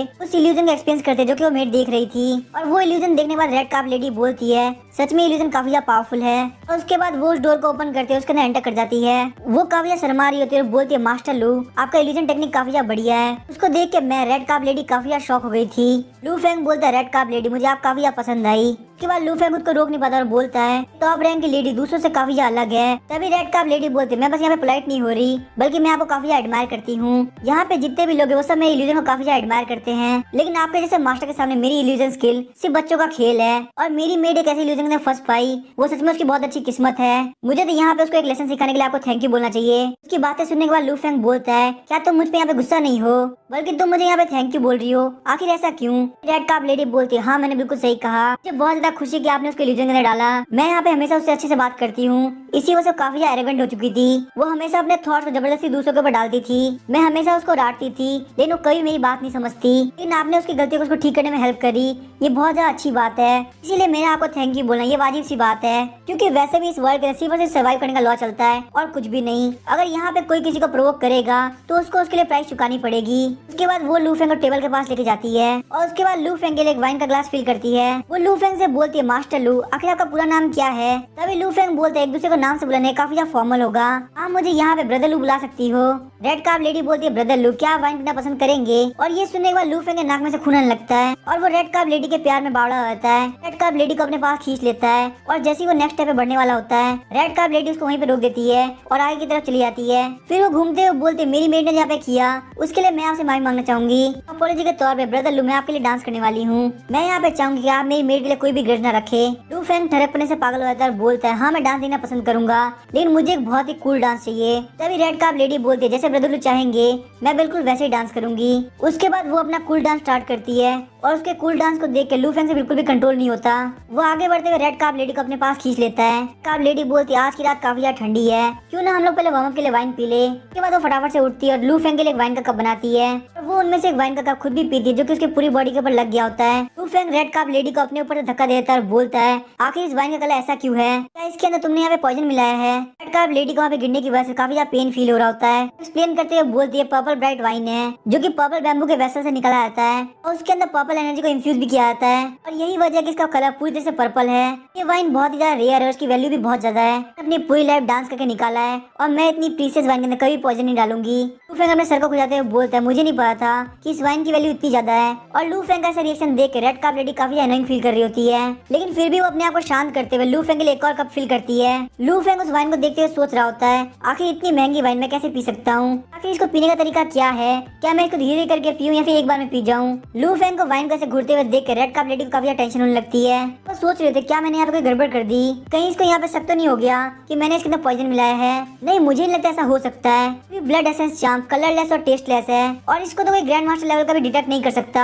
वही ये बंदा तो एनर्जी गैदरिंग लियम के सिर्फ 4th लेवल पे है। ये सब देखने के बाद रेड कार्प लेडी लू फेंग के गले लग जाती है और रोते हुए बोलती है, ब्रदर लू, आखिर आप इसको ड्रिंक क्यों नहीं कर रहे? आपको यहाँ पे डर लगा कि मैंने इसके अंदर पॉइजन मिला दिया होगा, लेकिन मैं आपको हार्म करने के बारे में कभी सोच भी नहीं सकती।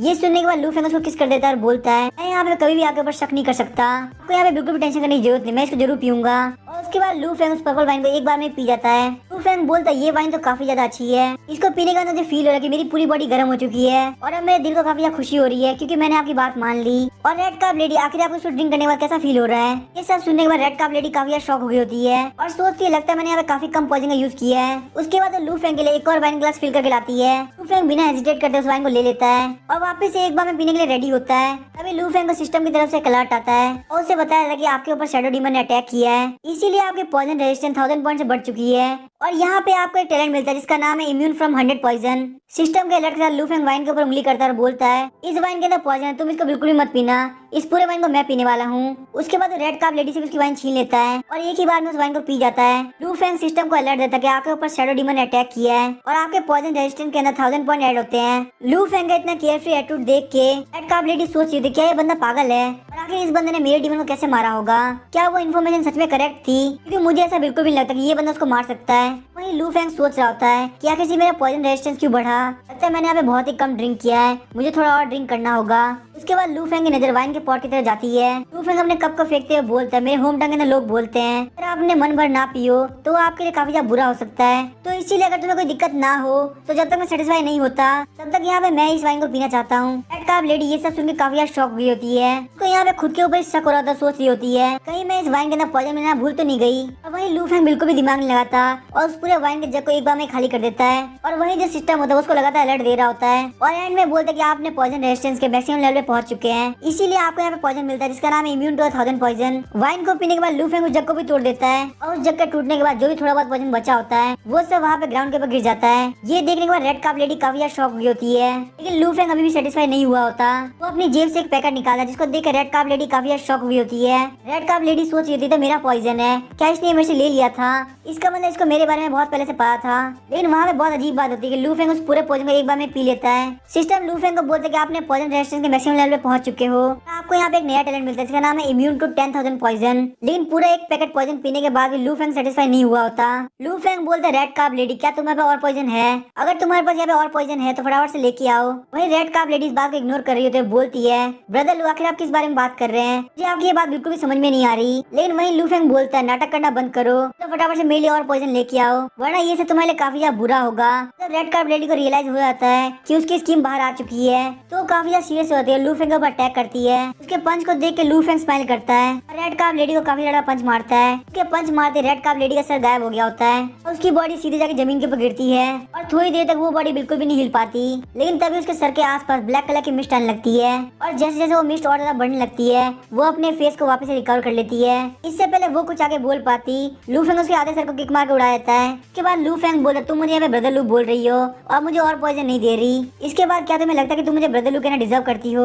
लू फेंग के तानों को सुनने के बाद रेड कार्प लेडी रिवील करती है कि मैं कोई रेड कार्प लेडी नहीं हूँ, बल्कि मैं हूँ शैडो डीमन, जो कि 7 डीमन जेलर में से 7th रैंक पे आती है। रेड कार्प लेडी बहुत ज्यादा गुस्से में हो गई होती है और उसके गुस्से की वजह से पूरे रूम के अंदर ब्लैक कलर की मिस्ट फैल गई होती है। लू फेंग इस फीलिंग को पहले ही फील कर चुका था। लू फेंग बोला, तुम लोग इस डार्क डोमेन को काफी ज्यादा वैल्यू करते हो, उसके बावजूद फाइट के अंदर इसको इतनी जल्दी यूज कर लेना ये काफी ज्यादा शर्म की बात है। जहाँ तक मुझे ध्यान है 7 डीमन जनरल्स के लिए काफी ज्यादा प्रीशियस अटैक है और अगर मैं यहाँ पे मिस्टेक नहीं कर रहा तो तुम्हारा रैंक 2 है जिसका नाम है शैडो डीमन। जब रेड कार्प लेडी देखती है कि उसका आइडेंटिटी एक्सपोज हो चुका है तो वो बिल्कुल भी पैनिक नहीं करती और अपने आप को एक ब्लैक कलर की मिस्ट के अंदर चेंज कर लेती है। लू फेंग भी अदर डायमेंशनल स्पेस से अपने वेपन को बाहर निकाल लेता है। लू फेंग को अपने पीछे से किलिंग इंटेंट फील हो रहा होता है, तभी वो अपने शॉट को पीछे करते हुए रेड कार्प लेडी के अटैक को ब्लॉक कर लेता है। जैसे वो पीछे घूमता है वो देखता है कि वो गायब हो चुकी है और वो वापस से लू फेंग के पीछे आती है, लू फेंग को काफी ज्यादा पंच मारती है। सिस्टम लू फेंग को नोटिफाई करता है कि आपके ऊपर शैडो डीमन ने अटैक किया है, इसीलिए आपका शैडो एट्रीब्यूट 100 पॉइंट से इंक्रीज होता है। लू फेंग को बिल्कुल भी समझ में नहीं आ रहा होता आखिर ये शैडो एट्रीब्यूट होता क्या है, लेकिन अभी वो यहाँ पे शैडो डीमन के ऊपर फोकस करता है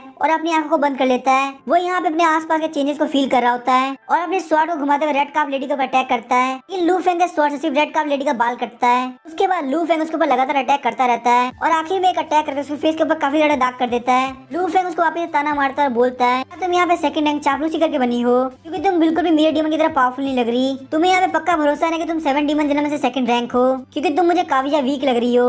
लेकिन तभी वो शैडो डीमन काफी ज्यादा गुस्सा होता है और हंसते हुए रेड कार्प लेडी के फेशियल स्किन को उतारते हुए फेंक देता है। शैडो डीमन बोलता लगता है ब्रदर लू ने मुझे काफी अंडरएस्टिमेट कर लिया, तो चलो ठीक है मैं आपको अपनी असली स्किल दिखाता हूँ और आपके साथ एक प्रॉपर फाइट करता हूँ। रेड कार्प लेडी के बॉडी के अंदर से एक शैडो फिगर बाहर निकलता है और उसकी ब्यूटीफुल सी बॉडी की स्किन को बाहर फेंक देता है और ये शैडो लगातार लू फेंग को ब्रदर लू बोल रहा होता है, जिससे लू फेंग को अपने से थोड़ी देर पहले करी हुई हरकत याद आती है और उसे फील होता है कि उसने तो असलियत में हरकत करी वो शैडो डीमन के साथ करी। इस वजह से उसको यहाँ पे इतना गंदा लगता है कि वो उल्टी करने लगता है। लू फेंग बोलता है शैडो डीमन तुमने यहाँ पे मुझे किस करके बहुत बड़ी गलती कर दी। उसके बाद लू फेंग अपनी वुड किंग शॉट को बाहर निकाल देता है और बर्न बाय शॉट टेक्निक से शैडो डीमन के ऊपर काफी ज्यादा अटैक करता है। लू फेंग के इस अटैक से शैडो डीमन 2 पार्ट के अंदर अलग हो जाता है, लेकिन क्योंकि वो एक शैडो डीमन था इसीलिए ब्लैक मिस्ट की वजह से उसकी बॉडी वापस जुड़ने लगती है। लू फेंग बोलता अच्छा तो तुम यहाँ पे रीजनरेट कर सकते हो। उसके बाद Lu Feng wood king shot की skill green wood dragon type को यूज करता है, लेकिन वो अटैक शैडो डीमन के कोई भी काम नहीं आता क्योंकि वो सारे टेंटिकल शैडो डीमन के बॉडी के आर पार हो जाते हैं, लेकिन शैडो डीमन वापस से रिकवर हो जाता है। तभी शैडो डीमन लू फेंग को ताना मारते हुए बोलता है क्या तुम्हें अभी तक ये बात समझ में नहीं आई, मैं यहाँ पे एक शैडो, इस वर्ल्ड के अंदर कोई मुझे हार्म नहीं कर सकता।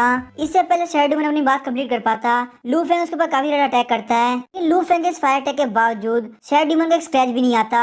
ये सब देखने वाला लू फेंग काफी ज्यादा शॉक हो जाता है और बोलता है ये मेरे फिजिकल अटैक और स्पेल अटैक दोनों को झेल सकता है, अगर यहाँ पे मेरे हिट का कोई असर ही नहीं होगा तो आखिर मैं इसे जीतूंगा कैसे। और अब मुझे बात समझ में आ चुकी है कि मेरे डीमन की रैंक इससे कम क्यों है। आखिर ये 7 डीमन जनरल किस तरह के मॉन्स्टर्स है। भले शैडो डीमन लू फेंग के सामने था, लू फेंग को अपने पीछे से किलिंग इंटेंट फील हो रहा होता है। जब लू फेंग पीछे की तरफ घूमता तो देखता है कि शैडो डीमन उसके पीछे आ चुका है। वहाँ पे लू फेंग की जो शैडो थी वो एक लाइफ के अंदर कन्वर्ट हो चुकी थी, जिसके पास वुड किंग स्वॉर्ड की भी शैडो थी और वो शैडो लू फेंग पर अटैक करता है। जब लगातार लू फेंग को नोटिफिकेशन दे रहा होता है कि आपका शैडो एट्रीब्यूट लगातार बढ़ रहा है। लू फेंग को शैडो के अटैक से कुछ भी फील नहीं हो रहा होता। लू फेंग बोलता है कि तुम मुझे गुदगुदी क्यों कर रहे हो। शैडो डीमन ये देख के काफी शॉक गया था, सोच रहा होता है आखिर इसकी फिजिक इतनी ज्यादा पावरफुल कैसे हो सकती है। शैडो डीमन बोलता है इसलिए तुम्हारे अंदर इतना कॉन्फिडेंस है, लगता है मुझे मेरे लास्ट मूव को यूज करना ही पड़ेगा।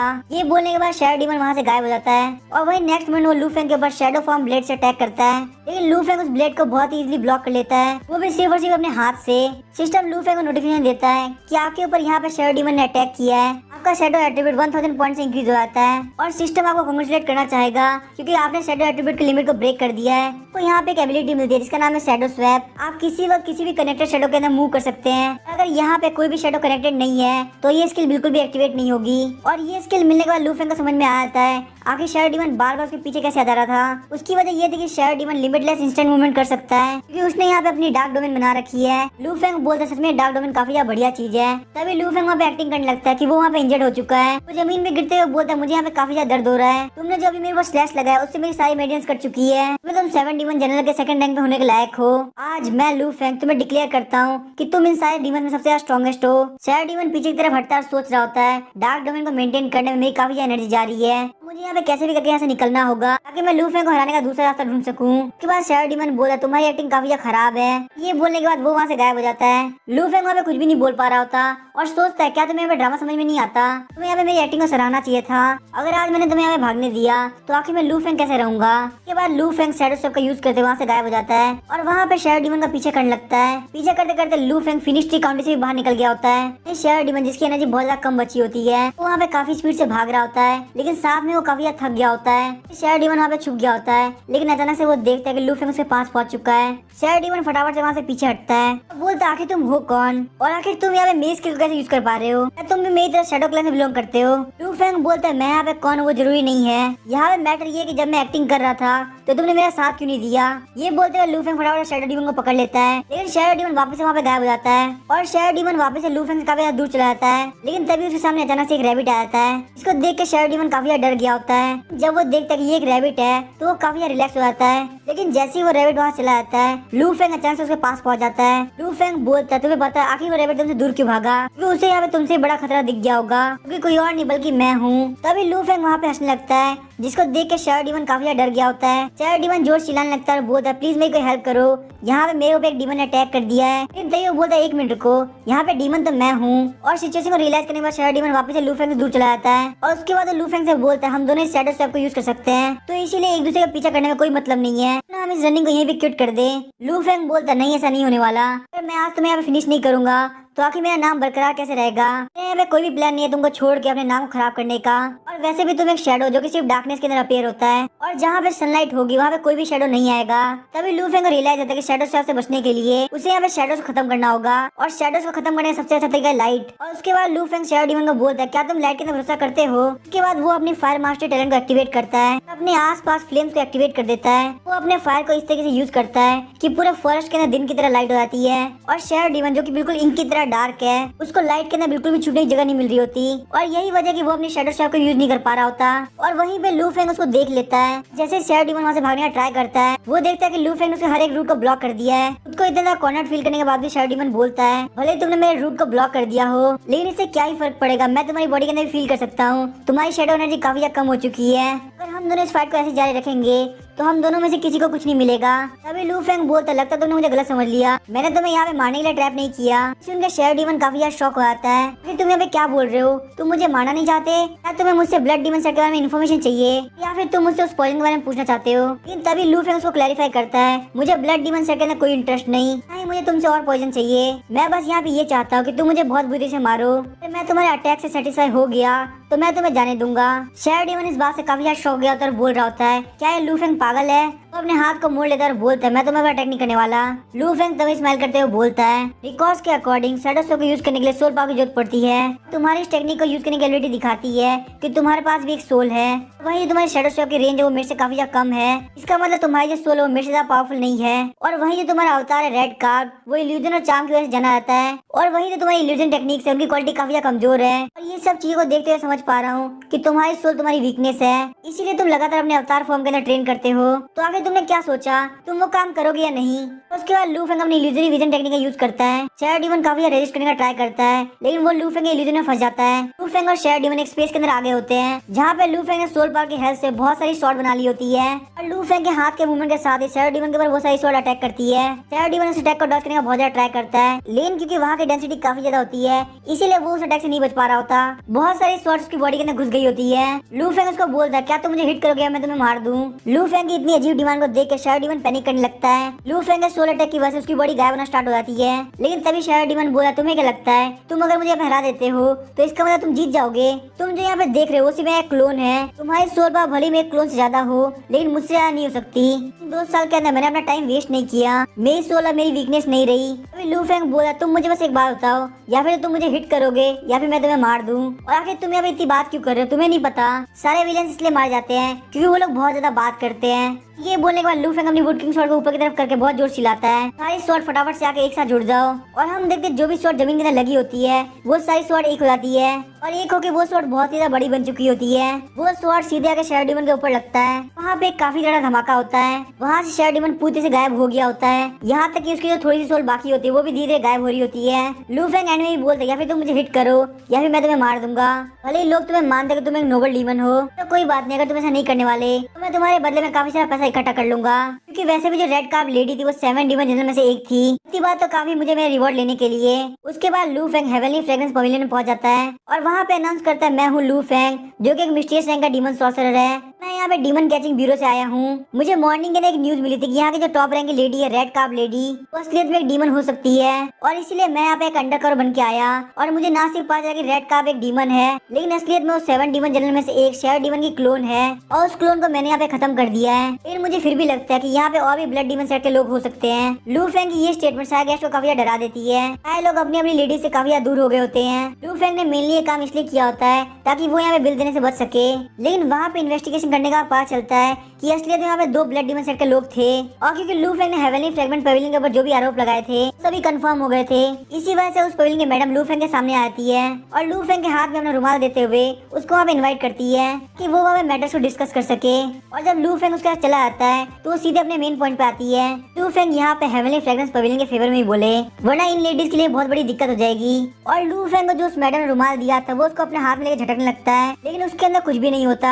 वो मैडम बोलते सर आपको बिल्कुल परेशान होने की जरूरत नहीं। अपने पास से एक सिल्वर नोट बाहर निकालती है, इसकी वैल्यू 10,000 टीयर्स होती है और लू फेंग को देती है और वहाँ जाने लगती है। और वहाँ जाते वक्त वो लू फेंग को प्रॉमिस करती है कि जैसे सारी चीजें सॉल्व आती है लू फेंग हेवनली फ्रेग्रेंस पवेलियन के अंदर वापस आ सकता है, ताकि वो यहाँ पे अपने पर्सनल रिवॉर्ड को ले सके। और मैडम की हरकतों को देखने के बाद लू फेंग काफी ज्यादा खुश हो गया होता है। लू फेंग बोलता है भले मैं यहाँ पे टॉप रैंक की लेडी के साथ नहीं रहा, लेकिन यहाँ पे ये जो चीज हुई है वो भी काफी ज्यादा बढ़िया है। तभी वहाँ पे डीमन कैचिंग ब्यूरो का अनाउंसमेंट करता है। लू फेंग ने यहाँ पे एक डीमन को आइडेंटिफाई करके सारे लोगों को बचाया है, इसलिए लू फेंग को यहाँ पे 10,000 मेरिट पॉइंट मिलते हैं। और वहीं पे डिक्लेयर किया था कि हेवनली फ्रेग्रेंस पवेलियन को टेम्पररी बेस से बंद किया जाता है, क्योंकि इसने यहाँ पे 7 डीमन जनरल में से एक के क्लोन को रख रखा था।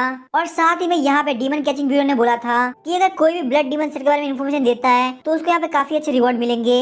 जैसे ही एम्परर सुनते हैं कि लू फेंग ने यहाँ पे इतनी बड़ी अचीवमेंट हासिल करी है, वो रॉयल यूनियन को भेजते ताकि लू फेंग को वहाँ पे ऑनर दिया सके। वो बोलते हैं लू फेंग तुमने यहाँ पे 7 डीमन जनरल में से एक का पता लगाया है, बहुत सारे सिटीजन की हेल्प करी है, तो इसीलिए तुम्हें यहाँ पे बैरन का टाइटल मिलता है। साथ ही में तुम्हें एक ट्रेजर बॉक्स मिलता है जो कि गोल्ड और ज्वेल से भरा होगा, उसी के साथ में एक बहुत बड़ा मेंशन भी।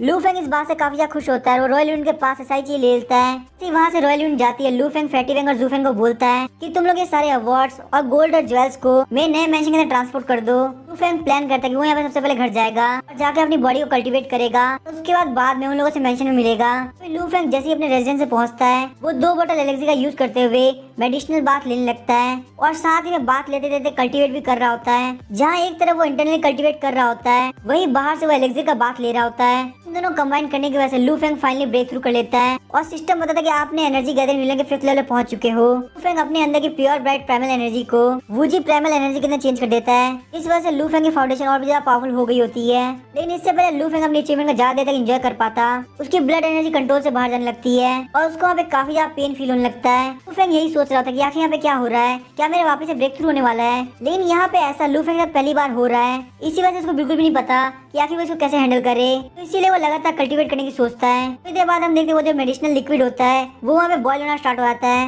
लू फेंग वहाँ पे बहुत जोर से चिल्लाता है और लू फेंग की बॉडी के अंदर एक बहुत बड़ा ड्रैगन बाहर निकलता है। तो जो ड्रैगन होता है वो एक डार्क रेड क्रोकोडाइल ड्रैगन होता है। तभी लू फेंग का सिस्टम कॉन्ग्रेचुलेट करते हुए बोलता है कि आपने यहाँ पे क्रोकोडाइल ड्रैगन ब्लड लाइन को अवेकन किया है। लू फेंग इस नोटिफिकेशन देख के काफी एक्साइटेड होता है। उसने यहाँ बिल्कुल भी एक्सपेक्ट नहीं किया था कि उसकी ब्लड लाइन इतनी ज्यादा पावरफुल ब्लैक ड्रैगन होगी। लेकिन तभी सिस्टम लू फेंग की एक्साइटमेंट को खत्म कर देता है। बोलता है होस्ट आप बिल्कुल गलत समझ रहे हैं, ये कोई ब्लैक ड्रैगन नहीं है बल्कि ये तो क्रोकोडाइल ड्रैगन ब्लड लाइन है, जो कि असलियत में कोई ड्रैगन ब्लड लाइन नहीं है। इस सुनने के बाद लू फेंग काफी ज्यादा डिसअपॉइंट हो जाता है। लू फेंग बोलता है तो बहुत ज्यादा बुरी बात है। वैसे मुझे एक बात था, क्या क्रोकोडाइल ड्रैगन एक डीमन होता है? तो सिस्टम कुछ भी रिप्लाई नहीं कर रहा होता। लू फेंग सोचता अगर ये डीमन के अंदर काउंट हो गया क्योंकि मेरे पास की ब्लड लाइन है, तो क्या इसका मतलब ये नहीं हुआ कि मैं भी एक डीमन का पार्ट हूँ? तब तो फिर ये भी हो सकता है कि अगर मैं खुद के ऊपर अटैक करूँ तो मैं और ज्यादा स्ट्रॉन्ग बन जाऊंगा।